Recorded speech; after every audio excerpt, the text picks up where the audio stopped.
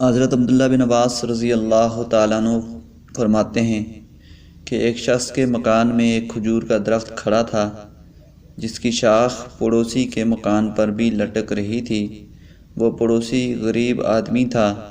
جب یہ شخص اپنے درخت پر کھجوریں توڑنے کے لیے چڑھتا تو حرکت سے کچھ کھجوریں پڑوسی کے مکان میں بھی گر جایا کرتیں، جن کو اس کے غریب بچے اٹھا لیا کرتے۔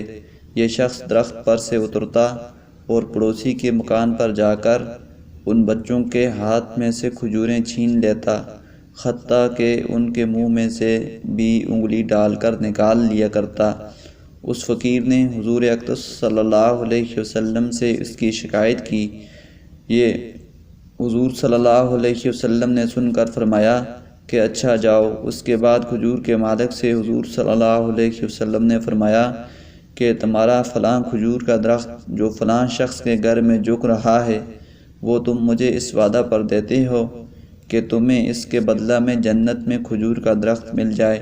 اس نے عرض کیا کہ حضور صلی اللہ علیہ وسلم، اس کے اور لوگ بھی خریدار ہیں اور میرے پاس اور بھی درخت ہیں، مگر اس کی کھجوریں مجھے بہت پسند ہیں، اس لیے میں نے فروخت نہیں کیا۔ اور یہ کہہ کر اس کے دینے سے عذر کر دیا۔ مالک تو برحال وہی تھا۔ حضور صلی اللہ علیہ وسلم نے یہ سن کر سکوت فرمایا۔ ایک تیسرے صاحب بھی اس گفتگو کو سن رہے تھے۔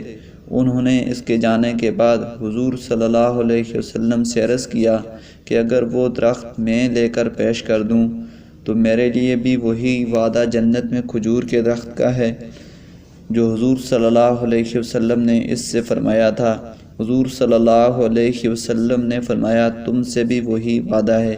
یہ صاحب اٹھے اور اس مالک کے درخت کے پاس جا کر کہا کہ میرے پاس بھی کھجور کا باغ ہے، تم اپنے اس درخت کو کسی قیمت پر بیچ سکتے ہو؟ اس نے کہا حضور صلی اللہ علیہ وسلم نے مجھ سے جنت میں درخت کا وعدہ کیا تھا، میں نے اس پر بھی نہیں لیا۔ یہ درخت مجھے بہت پسند ہے، میں اس کو بیچ تو سکتا ہوں مگر جتنی قیمت میں چاہتا ہوں اتنی کوئی دے گا نہیں۔ اس نے پوچھا کہ کتنی قیمت چاہیے؟ اس نے کہا کہ 40 درختوں کے بدلہ میں بیچ سکتا ہوں۔ اس شخص نے کہا ایک ٹیڑے درخت کی قیمت 40 درخت بہت زیادہ ہے، اچھا اگر میں 40 درخت اس کے بدلہ میں دوں تو بیچ دے گا؟ صاحب درخت نے کہا کہ اگر تو اپنی بات میں سچا ہے تو قسم کھا کہ میں نے 40 درخت ایک درخت کے بدلے میں دے دیے۔ اس صاحب نے قسم کھا لی کہ میں نے 40 درخت اس ٹیڑے درخت کے بدلے میں دے دیے۔ اس کے بعد وہ صاحب درخت پھر گیا کہ میں فروخت نہیں کر سکتا۔ ان صاحب نے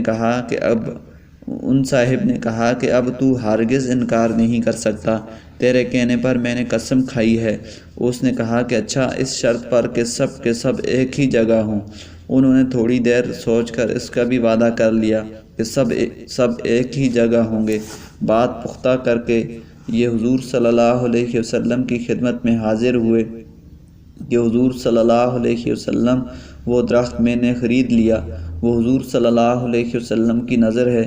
حضور صلی اللہ علیہ وسلم اس فقیر کے مکان پر تشریف لے گئے اور وہ درخت اس فقیر کو مرحمت فرما دیا۔ اس کے بعد سورہ واللیل نازل ہوئی۔ سورہ منصور۔